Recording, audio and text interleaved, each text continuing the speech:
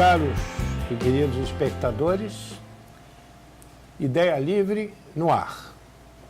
E hoje o nosso programa Ideia Livre vai estar diferente. Um pouco diferente dos demais que vocês têm assistido no nosso canal.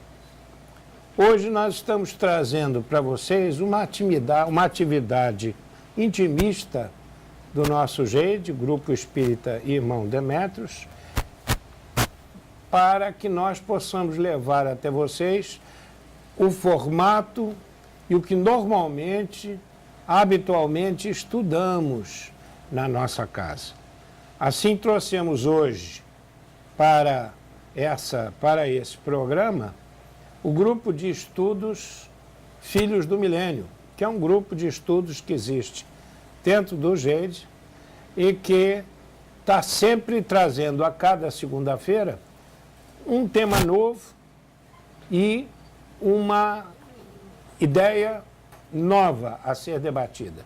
Expositor novo, sempre trazendo uma novidade a ser debatida num esquema absolutamente interativo, onde cabem perguntas, respostas e colocações.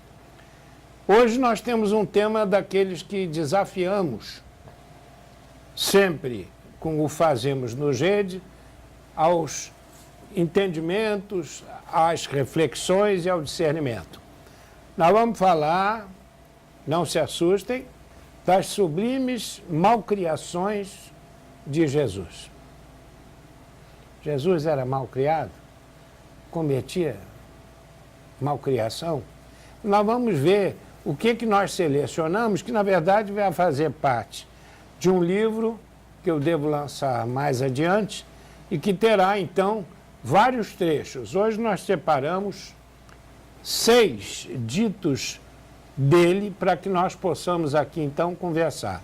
E eu trouxe comigo, para minha alegria e de todos nós, além dos nossos convidados que fazem parte do nosso estudo Filhos do Milênio, eu trouxe meu filho Caio Ramazini, que é biomédico, terapeuta ayurvédico, médico, vice-presidente, médium do GEID, vice-presidente da nossa casa, e o responsável, juntamente com o Mânlio, pela coordenação do grupo de estudos Filhos do Milênio.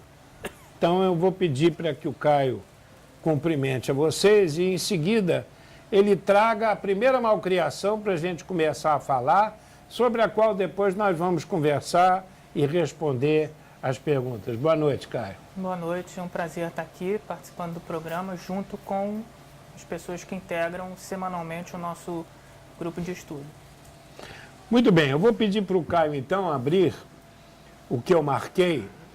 O Caio pode mostrar para a câmera que nós trabalhamos aqui, costumamos trabalhar com a Bíblia de Jerusalém.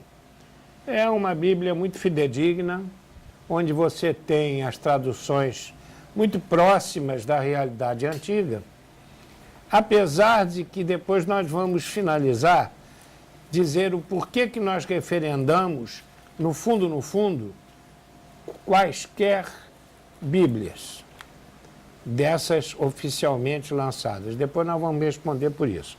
Então eu vou pedir que o Caio nos leia a primeira sublime malcriação que está no Evangelho de Jesus. O Evangelho é sempre de Jesus, não é de Lucas. É o Evangelho de Jesus segundo o evangelista Lucas, no seu capítulo 2, versículos 48, 49 e 50. O que Jesus teria dito segundo Lucas escreveu, meu caro Caio? Ao vê-lo, ficaram surpresos, e sua mãe lhe disse: Meu filho, por que agiste assim conosco? Olha que teu pai e eu, aflitos, te procurávamos. Ele respondeu: Por que me procuráveis? Não sabias que devo estar na casa de meu pai? Eles, porém, não compreenderam a palavra que ele lhes dissera. Se eles não compreenderam, passados 2000 anos, nós também não. Porque, na verdade, quem está admoestando carinhosamente Jesus é a sua mãe, Maria de Nazaré. E ele diz, mãe, não sabes que eu tenho que estar na casa do meu pai tratando das coisas que têm a ver com o meu pai? Quer dizer, diríamos na gíria, José dançou. Ou não? José dançou, porque o pai a que ela se referia, eu e teu pai te procurávamos, era José, o carpinteiro magnífico José, que, aliás, só foi canonizado em 1910, porque ele já era casado antes. Só virou santo em 1910, o pobre do José, o carpinteiro. Mas então, o que Jesus quis dizer com esse tipo de colocação quase mal criada? Na verdade, o que está implícito em toda a Bíblia. Por isso é que qualquer Bíblia é importante, porque a espiritualidade superior, comandada pelo mesmo Jesus, tratou de preservar a pureza da essência dos ensinamentos. Por mais que tentassem interpolar voluntariamente, por mais que interpolassem involuntariamente, não se conseguiu, passados 2000 anos, subtrair a essência verdadeira da palavra do Mestre. Então ele não se preocupou, porque veja, aramaico, hebraico, depois grego, primeira Bíblia ocidental, com a Septuaginta, depois latim, depois português, inglês, francês. Ora, quando você muda de latim para, por exemplo, alemão, ou para o aramaico, você tem, e para o grego, você tem mudanças radicais, palavras diferenciadas, traduções diferentes. No entanto, foram exatamente todos esses compêndios que formaram as transcrições de todos os evangelhos que nos mantêm o cristianismo em alta. Nós somos hoje mais de 2 bilhões e 600 milhões de cristãos no mundo todo, com todas as interpolações. Então, na verdade, o que ele quis dizer com essa malcriação foi simples, no implícito. Mãe, olha só, eu tenho que lidar com todas as coisas do meu pai, que é Deus. Deus é o nosso pai inicial, mas era pai dele, era pai de Maria, era pai de José, era pai de todos. Eu tenho que cuidar das coisas dele, alguém tem que cuidar das coisas dele. E todos nós temos esse dever. Ele queria dizer, todos precisamos cuidar das coisas do nosso pai. Com isso, ele não estava desonrando a paternidade material e kármica, carnal de José. Não. José teve um papel fantástico na educação do menino Jesus, até que ele se tornasse adulto e se sagrasse o Messias aos 30 anos, pelo batismo. Não.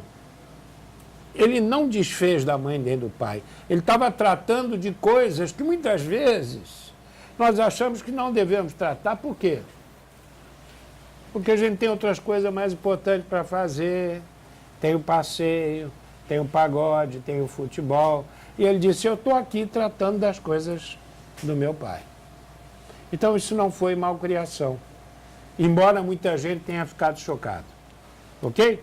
Eu vou passar para a segunda, que é para a gente poder ter tempo das perguntas e vocês vão pensando para tirarem as dúvidas. A segunda malcriação está no Evangelho de João segundo Jesus, segundo João, capítulo 19, versículos 25, 26 e 27. Pedi para o Caio ler para que a gente possa comentar.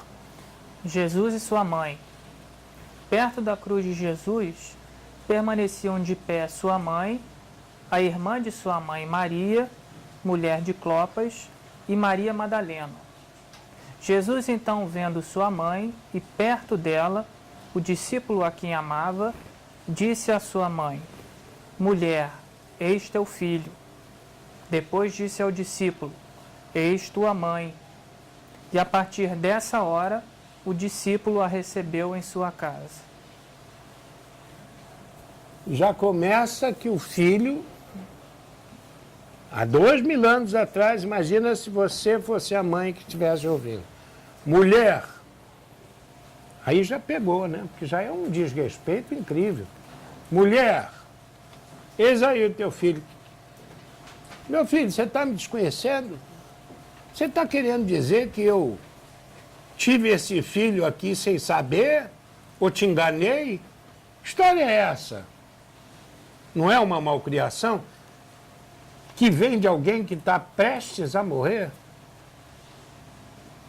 Mãe, eis aí teu filho. Filho, o cara é assustadíssimo nessa altura. Eu imagino João, né? Eis aí tua mãe. Como é que pode isso? Todas as mães são as mães de Jesus. Todos os filhos são os filhos e irmãos de Jesus. Nesse momento, ele estava dando a chancela oficial, aquilo que a gente hoje fala e às vezes não sabe, que é a chamada família universal. Todas as mães são as minhas mães. Todos os filhos. A gente continua, né, gente? Vocês me desculpem, mas eu tenho que falar, às vezes, francamente, que aqui dentro do Geide a gente desperta as consciências, às vezes, com as marteladas. Enquanto a meningite ou a zika do filho do vizinho for mais importante do que o resfriado do meu filho, e eu moro no 202 e ele no 201, separado por uma paredezinha de tijolo, a gente vai mal. Malcriados somos nós. Então, a família universal, ele morreu preconizando. Ele morreu falando sobre isso. Aí, é a tua mãe, cara. Ela é a mãe de todos vocês que ficaram, meus discípulos. Ela é a mãe do mundo. Olha aí, cara. Você é filho dela. Trata de cuidar dela, como você deveria cuidar de qualquer mãe desvalida, que está na favela, que está em algum lugar, parindo sem saber o que é isso, abortando sem saber o que é isso, sem nenhum apoio ginecológico, obstétrico. Ele estava prevendo isso há 2 anos. Então também essa não foi uma malcriação. Na verdade, foi uma grande sacada, que nem as transcrições conseguiram modificar. Vamos à terceira malcriação. Eu tenho separado umas 30, mas hoje, como isso vai fazer parte do meu livro, eu só vou passar para vocês 6. Ok? Então vamos lá. A terceira está no Evangelho de Jesus, segundo Mateus 7:6. Não profanar as coisas santas. Não deis aos cães o que é sagrado, nem atireis as vossas pérolas aos porcos, para que não as pisem e, voltando-se contra vós, vos estraçalhem. Olha que coisa interessante. Por que ele respondeu e a quem ele respondeu? A gente não vai estar lendo todo o capítulo. Pedro reclamou, como muitos de nós reclamamos. Poxa, eu estou falando, ninguém presta atenção. Eu estou pregando na palestra e tem um que está dormindo. Esses dias eu estava fazendo uma palestra e tinha uma na primeira fila da palestra de terça-feira nossa, celular.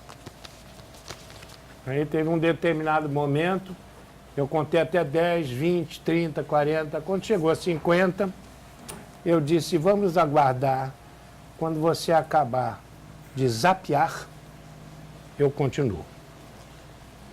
Parece que ela não gostou, porque ela guardou aquele troço na bolsa e não voltou mais para a palestra. Mas essa é a verdade. O que ele estava querendo dizer para o Pedro? Porque o Pedro estava amufinado, que começou a fazer uma preleção e ninguém... Olha só que Jesus, mal criado, ele está ensinando a Pedro. E ele diz assim, ô Pedro, olha só, não atireis pérolas aos porcos. As pérolas que ele estava falando eram as palavras, a orientação, a doutrinação que Pedro dava na ausência de Jesus. Ele disse, não adianta você falar. A minha avó dizia uma coisa parecida com o que Jesus disse. Oh, meu filho, parece às vezes que eu sou um burro falando para uma igreja. Porque essa é a verdade. O desinteresse das pessoas é, sobretudo e principalmente, porque elas não estão na vibe. Sacou essa, cara? Não estão na vibe. Elas estão ali tentando assistir aquela palestra. Mas, na verdade, eu estou com a cabeça em outras coisas. Eu estou procurando outras coisas. Elas não estão prontas. O Geide, a nossa Casa Espírita, faz 25 palestras básicas, mandatórias para o tratamento, mas tem uma coisa interessante que é o Vai a 25, volta 1. Vai a 25, volta 1. Desde 1988.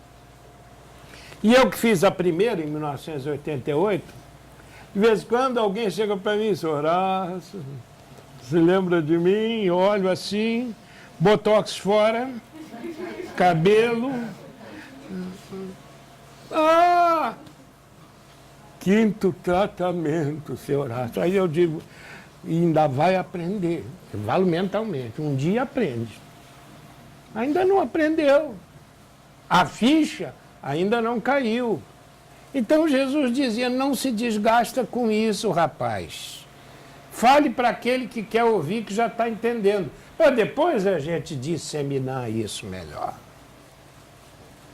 Não foi uma malcriação, ele não estava ensinando a ser malcriado. E nem comparou as pessoas aos porcos. Ele apenas disse, não estão preparados. Não fique perturbado com isso. Quantas vezes eu fiquei? Eu lembro que na Ramatiz, eu às vezes saía revoltado da palestra e reclamava com o senhor Antônio, o jeito nem existia, o velho Antônio Alvim, presidente fundador da Ramatiz. Eu dizia, senhor Antônio, eu falei com um cara, ele ficou zangado, vai embora. Eu disse, meu filho, saem 2, entram 5, todo dia. Deixa aí. Ele vai bater com a cabeça, vai escorregar. Ele mexe, ele volta aqui, vim fazer um cartão de novo. Não é assim? Então Jesus sabia o que dizia. Vamos para a próxima aí? A próxima é a quarta, para a gente poder abrir aqui. A quarta é do Evangelho de Jesus segundo Lucas, o médico, a turma toda, capítulo 9, 2 versículos só. 59 e 60. Exigências da vocação apostólica. Disse a outro, segue-me. Este respondeu, permite-me ir primeiro enterrar meu pai. Ele replicou, deixa que os mortos enterrem seus mortos. Quanto a ti, vai anunciar o reino de Deus. Já pensou? Imagina, realiza. Como dizia o Milani, realiza. Teu chefe está querendo que você trabalhe, você chega lá e diz assim, senhor, bom dia. Ele diz, foi bom você chegar, tem uma tarefa aqui para mudar um departamento. Ele diz, senhor, não vai ser possível que está sendo velado o corpo do meu tio, lá no Caju. Eu tenho que ir lá. Negativo. Deixa os teus mortos enterrarem os mortos. E vamos mudar o departamento. Tem alguma diferença? Mutatis mutandis, falando nos tempos de hoje? Nenhuma diferença. O que ele queria dizer para o rapaz? O rapaz estava, olha só, o rapaz se colocou disposto a seguir Jesus. Olha só, então, vamos interpretar isso. Eu me coloquei, eu quero começar uma nova vida, eu quero trabalhar, eu quero conhecer, eu quero entrar na caridade, eu estou querendo, eu procurei. Aí no meio do negócio, hoje não dá para ir, porque tem bodas de ouro de vovó. Às vezes não é nem por sepultura, e nem por sepultamento, nem por enterro. Ah, hoje não dá. Por que não dá? Não. Esses dias eu vi alguém postar lá no Telegram uma coisa assim, ai que beleza esse Jeito de Alimenta, que é um programa do Jeito. Não sabe que eu estou doida para ir. Sempre que eu quero ir, acontece alguma coisa, eu não consigo ir.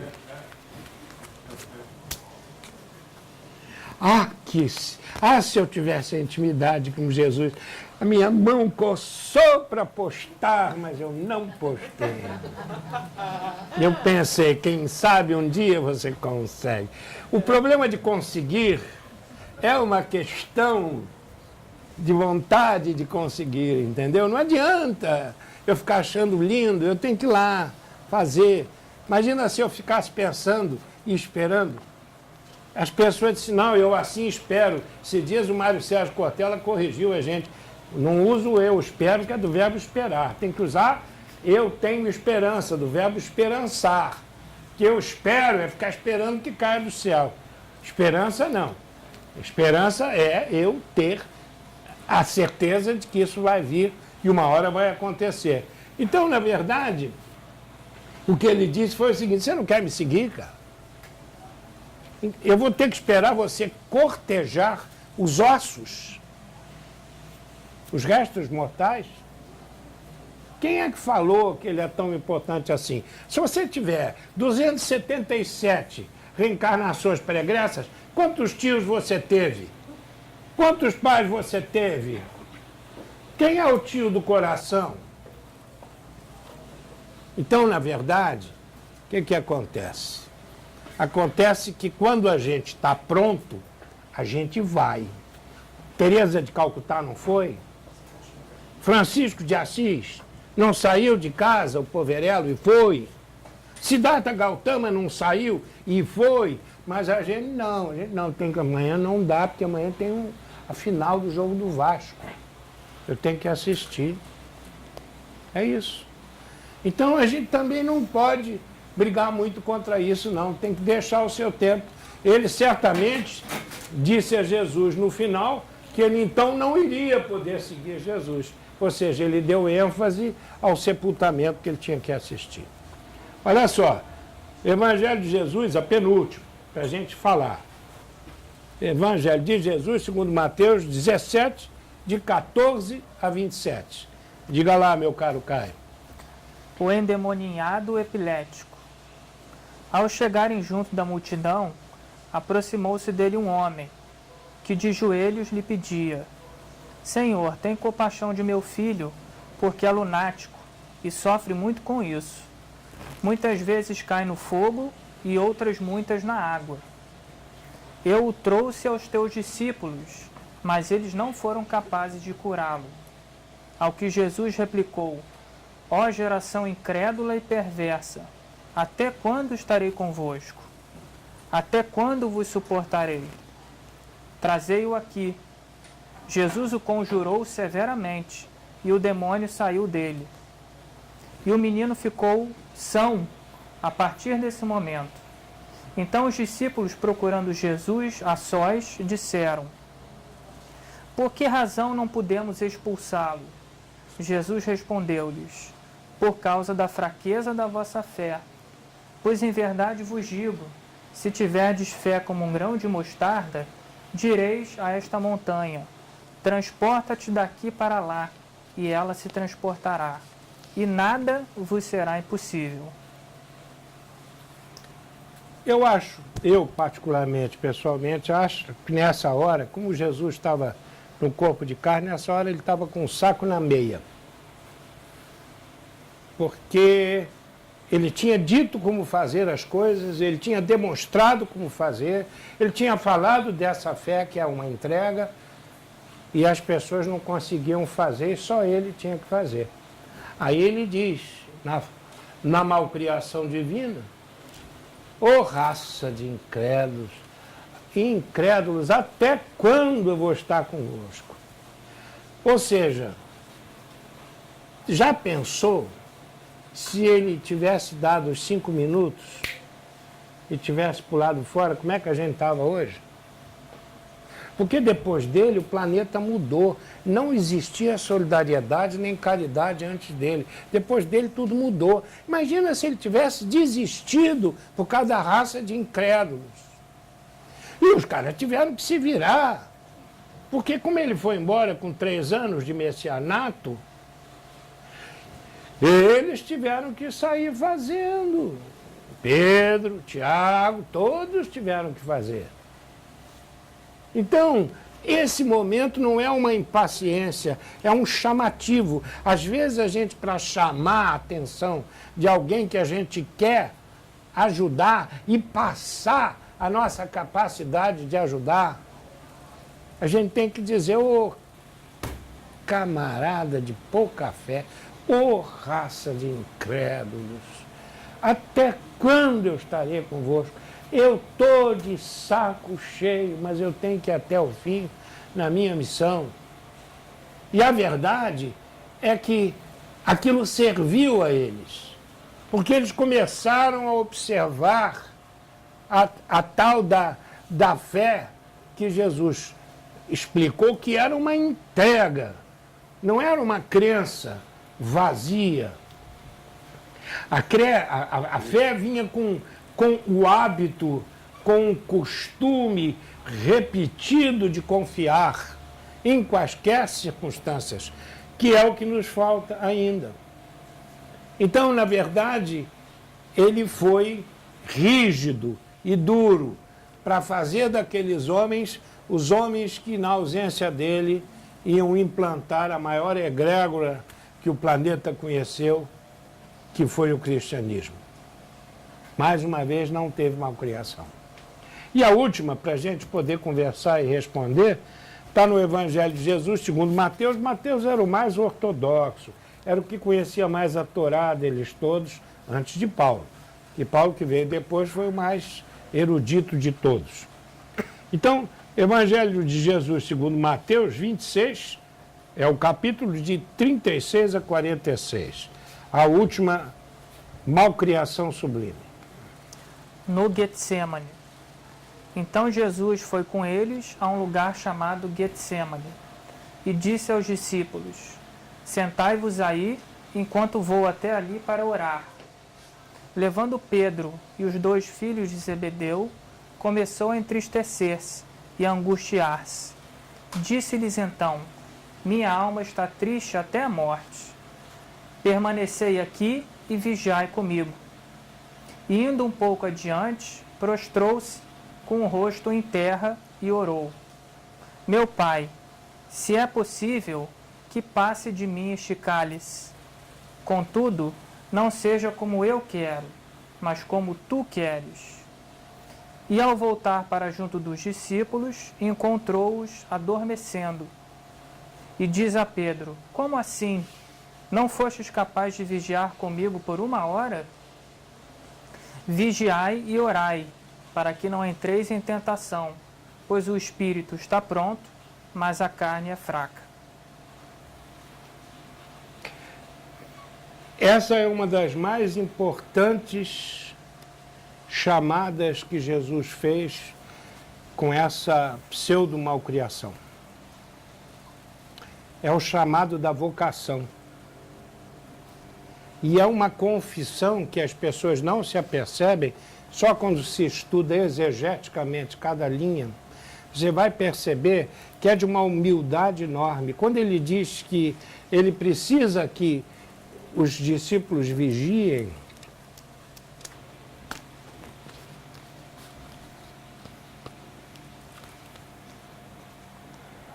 e a culpa me faz emocionar-me ainda hoje, ele queria dizer o seguinte: eu posso fraquejar. Ele justifica. A carne é fraca. Eu estou na carne, eu posso fraquejar. Quem é que pode me sustentar na hora mais difícil do meu messianato? Quem é que pode me segurar para eu não desfalecer e não sair correndo com medo? Porque eu sei o que eu vou passar, eu sei o que eu vou sofrer. E eu sei por quem eu estou sofrendo. E vocês não foram capazes de, por uma hora, ficarem ao meu lado.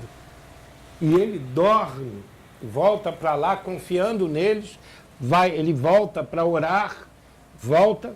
E quando ele volta a segunda vez, eles dormiam outra vez. Como é que alguém dorme sabendo que o mestre está ali praticamente chorando e despejando, segundo dizem, espessas lágrimas revestidas de sangue? Não pela dor que ele ia sentir, mas pela dor que a gente ia passar hoje. Hoje. Ainda estamos passando. Em Paris, em Minas Gerais e no Espírito Santo, uma dor imensa. No Rio de Janeiro, em Petrópolis, com as chuvas. Quando os jovens são assassinados com mais de 100 tiros dentro de um automóvel, jovens menores. Ele previa isso tudo, porque ele sabia que nós íamos dormir,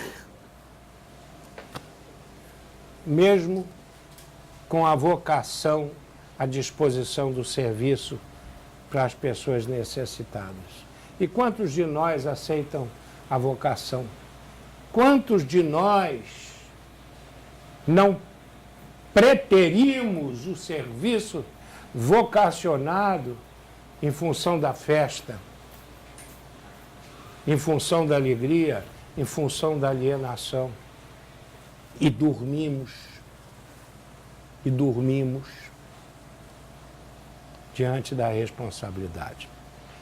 Eu tenho 30 que vão estar num livro que eu vou lançar, As Sublimes Malcriações de Jesus. Eu só trouxe 6, que eu vou lançar isso ano que vem, se der, em benefício do GEID, das nossas obras.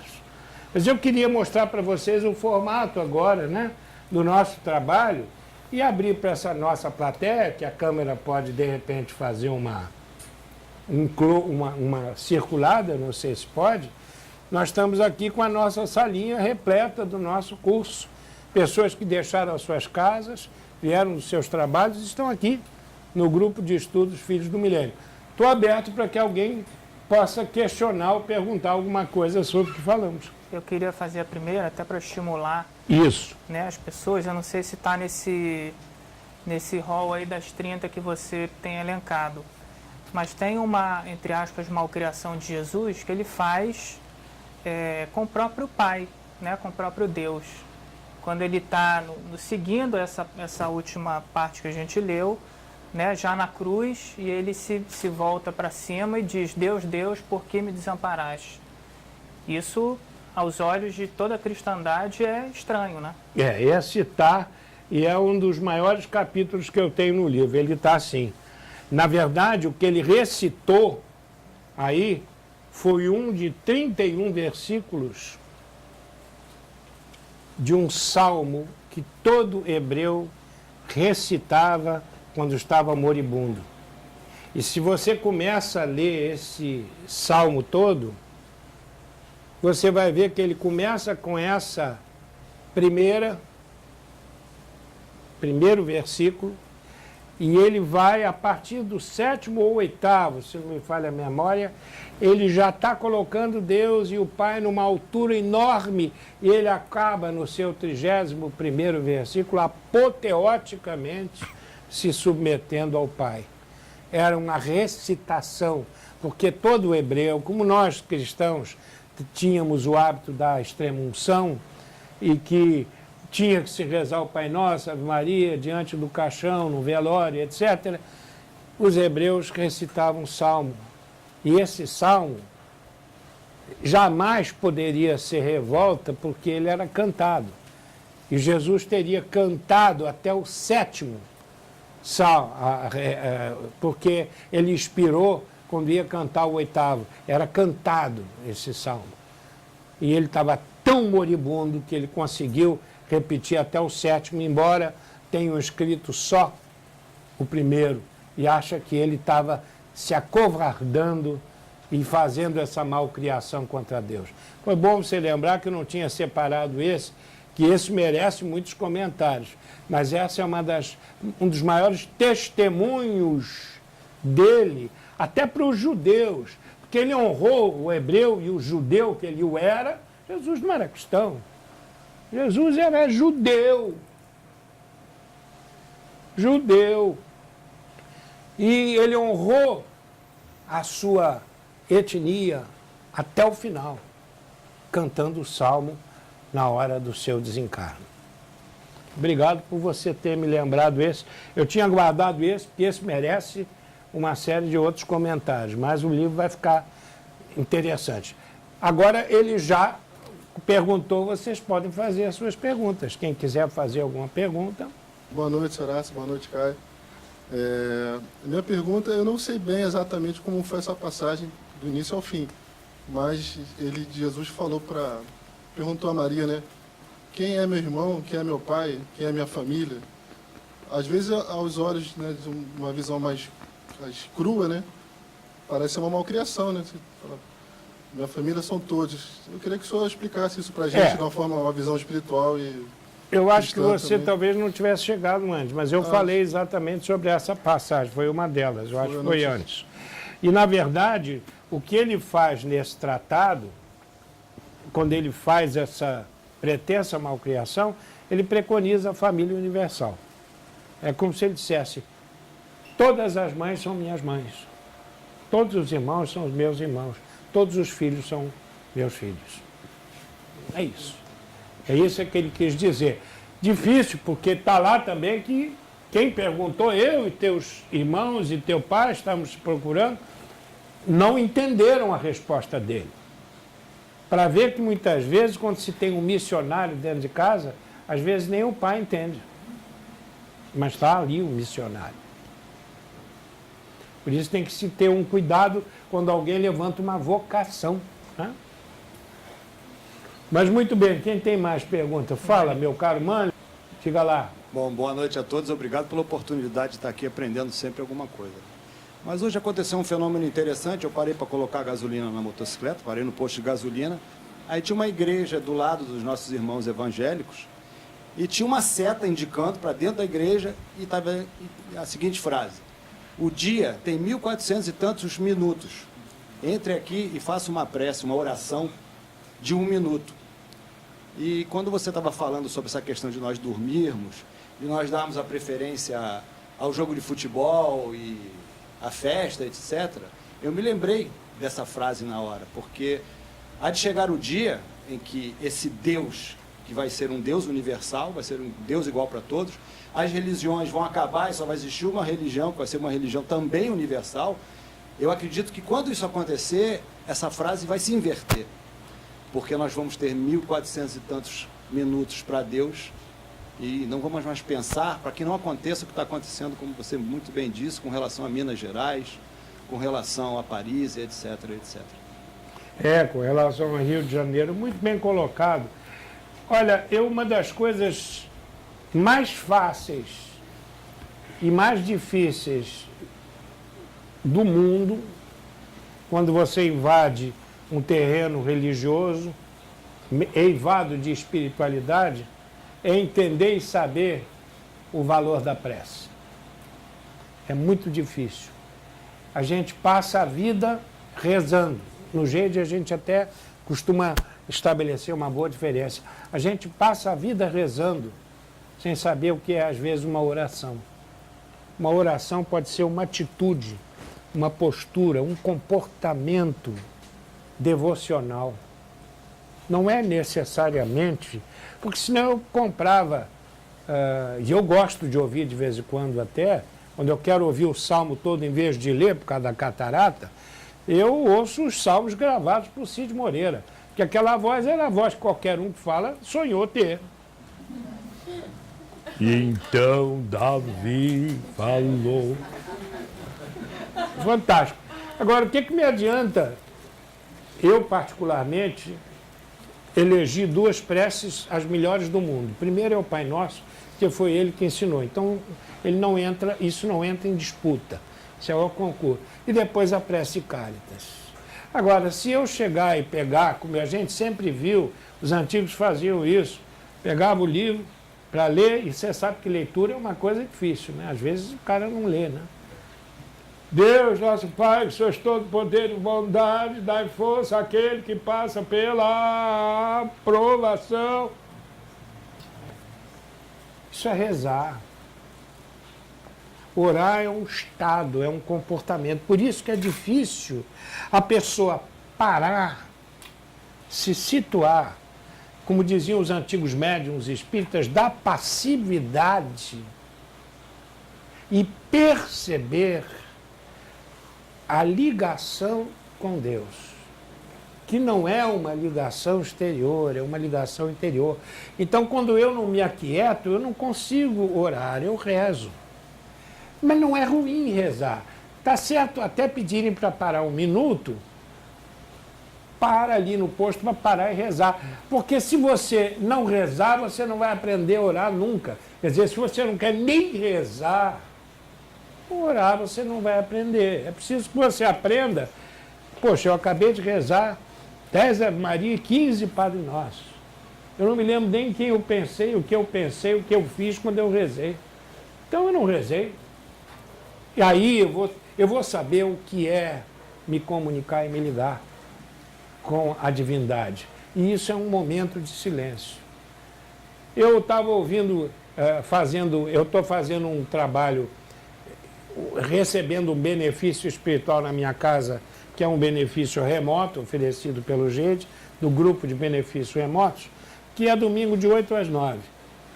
Na Rádio Rio de Janeiro, que é a Rádio Espírita, tem um programa da Igreja Batista, primeira Igreja Batista, com o pastor João, que é algo fantástico. Ele dura exatamente 1 hora. Eu faço o GBR ouvindo. E ele falava uma coisa interessante.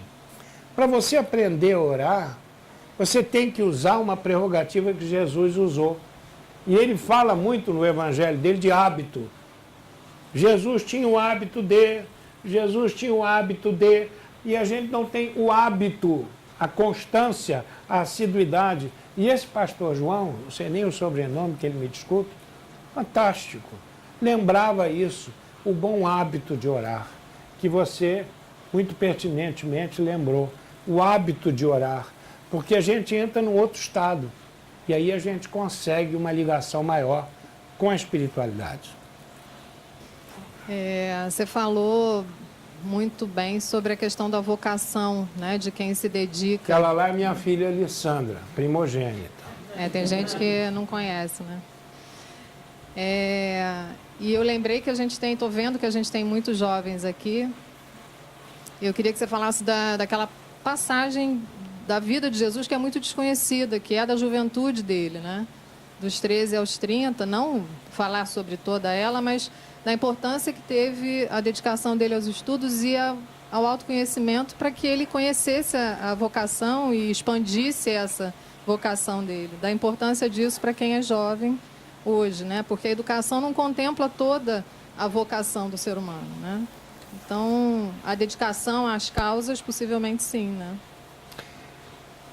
Isso é muito bem lembrado, até porque eu estou aqui na presença, no GED aqui, na presença, como lídimos e fantásticos representantes da minha mocidade, da minha juventude gediana, para a qual nós estamos, meu filho, na presidência, está voltando toda a programação para o ano que vem, visando a juventude. São jovens que, muito provavelmente, seguindo a linha de Jesus, porque o que eu digo seguir a linha de Jesus? Ele não veio modificar a lei, que era a Torá, que são os 5 livros que os hebreus tinham que conhecer desde cedo. Os primeiros livros do Velho Testamento, os 5 primeiros livros. Ele não veio modificar, ele veio explicar a lei. Ele disse isso. Mas só que ele veio explicar isso só depois dele ter passado uma juventude notável, uma infância, uma juventude provavelmente notável, que nos foi sonegada, porque José, o carpinteiro, era um homem magnífico, apesar de só ter sido canonizado em 1910, né? Ele era um homem magnífico e ele passou o ofício da carpintaria para Jesus, mas nunca evitou que Jesus estivesse colado nas sinagogas, porque a infância e a juventude de Jesus foi, muitas vezes, ensinando aos velhos senhores da lei nas sinagogas. Mas ele lia, porque tinha que ler aquilo era enorme para ler, ele sabia como ler, aqueles pergaminhos eram difíceis, ele lia, ele estudava, ele discutia, ele abria um, ele fechava um, ele abria outro, desde jovem. A vocação do jovem pode ser despertada, no meu entendimento, depois da escolha.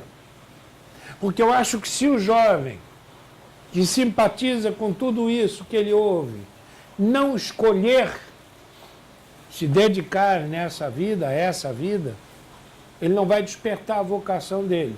E é provável que muitos passem em brancas nuvens uma vida inteira, porque não escolheram para depois despertarem a sua vocação.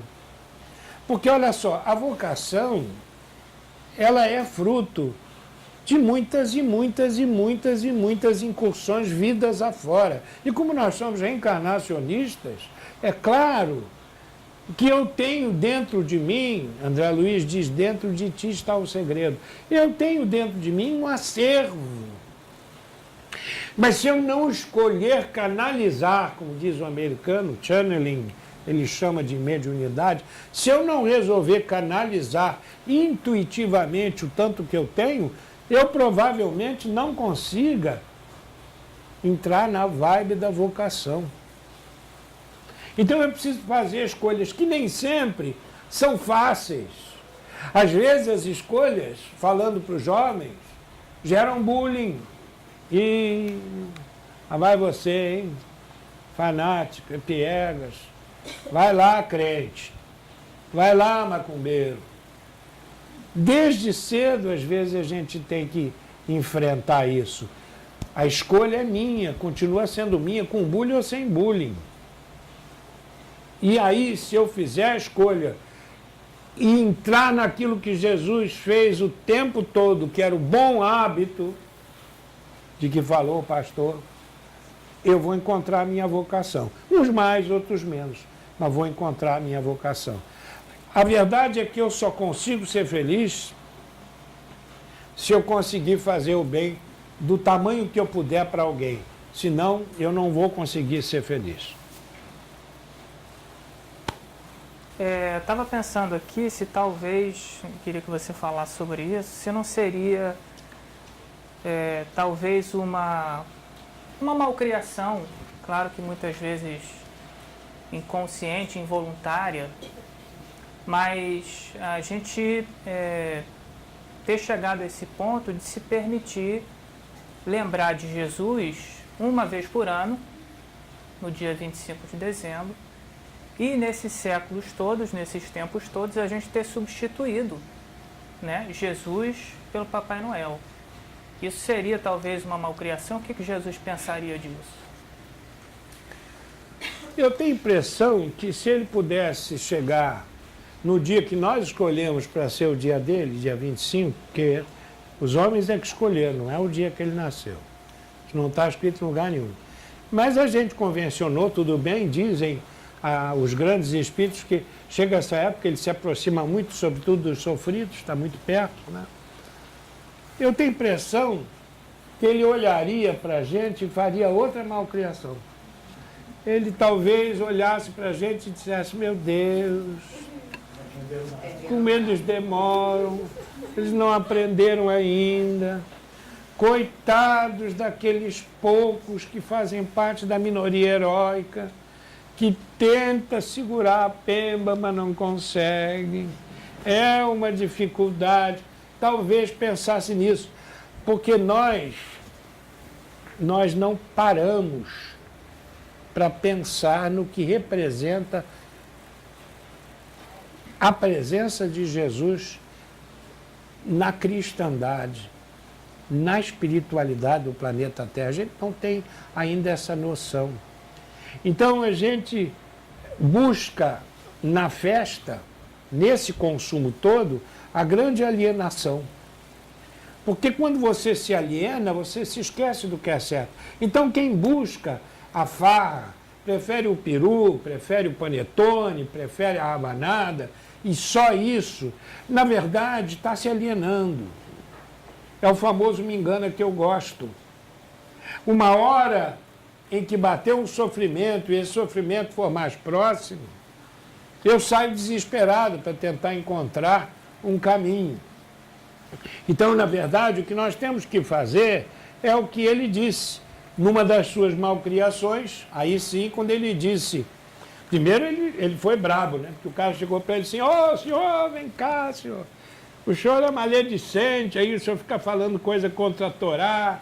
E nós queremos saber do senhor, já que o senhor é boca grande, nós queremos saber se é lícito ou se não é lícito pagar o tributo a César. Jerusalém estava sob o jugo romano. E ele virou na sua proverbial, e eu gosto mais dessa parte, que ele chegou proverbialmente hipócritas. Por que me tentais? Eu sonho dizer isso no púlpito do Senado, um dia, federal. Hipócritas, por que me tentais? Dá-me cá essa moeda. Mostra a moeda. De quem é essa figura? Malcriação, desdenhou. Porque aí os caras de César, senhor, de César, senhor. Não é não Calheiros isso aqui. Aí ele disse, então vocês deem a César o que é de César e deem a Deus o que é de Deus. O que queria dizer isso? O que ele queria dizer com isso? Ele queria dizer simplesmente o seguinte, ó, viva a sua vida, coma a sua rabanada, coma o seu peru, vá às Casas Bahia, Lojas Eduardo, depois eu quero o retorno do merchandising para gente. Vai lá e gasta o que você tem que gastar, mas faça alguma coisa, eu digo assim, pelo menos por alguém da tua família, aquela tia que você não visita porque mora em Guadalupe, é longe. Leva um panetone de segunda linha para ela e dá um abraço com o panetone. Esse é um grande Natal que ele gostaria. Você vai ter um meio sorriso dele. Senão, ele vai pensar uma malcriação sobre você. Eu acho que nós subvertemos o espírito da cristandade fazendo um Natal totalmente material. O Geide não. O Geide vai ser um Natal com o Cristo. Gente, as ideias livres continuam pelo ar. Estamos todos por aí buscando novas ideias. Toda quinta-feira tem um programa novo no ar, às 19 horas. Ideia livre. Hoje nós ficamos por aqui, desejando a todos vocês um belo dezembro, para que vocês possam se preparar para a festa de aniversário do chefe, já que decidiram que ele nasceu em dezembro. Ok? Beijo no coração de todos, até mais.